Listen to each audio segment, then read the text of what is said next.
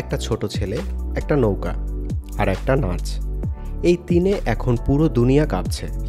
ইনি হচ্ছেন রায়ান আরকান দিঘা, যিনি এখন ভাইরাল জেন আলফার অওরা ফার্মিং কিং।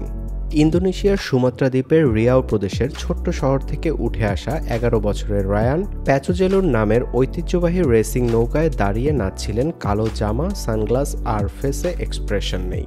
এই চরিত্র মানুষকে মুগ্ধ করেছে।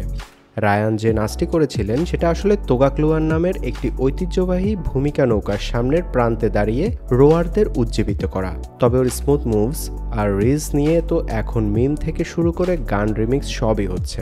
রায়ান সুমাত্রার কুয়ান্তান সিঙ্গেঙ্গির এলাকার 5ম শ্রেণীর ছাত্র।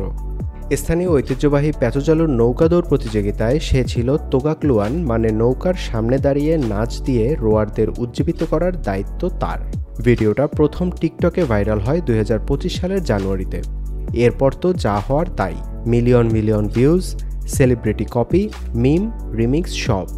রায়ান এখন শুধু ভাইরাল স্টার না, তিনি রিয়াও প্রদেশের ট্যুরিজম অ্যাম্বাসেডর।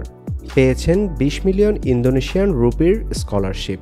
জাতীয় TV, culture minister, international media সব জায়গায় তারই নাম।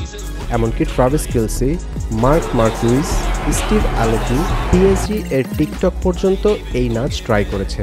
এই ছেলেটা যেন প্রমাণ করলো লোকাল কালচার দিয়েই গ্লোবাল ভাইরাল হওয়া যাবে।